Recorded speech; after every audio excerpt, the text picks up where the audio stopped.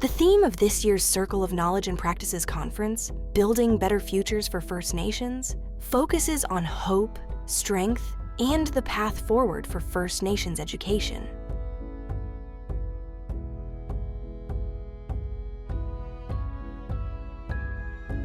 Hosted by the Manitoba First Nations Education Resource Center, CKP 2025 brings together educators, leaders, and knowledge keepers to explore how tradition and technology can work together to shape brighter futures. Workshops and presentations highlight First Nations cultures, laws, philosophies, and worldviews, timeless foundations that have helped communities thrive for generations. By connecting traditional knowledge with modern teaching strategies, educators can create learning environments that truly reflect and support First Nation students.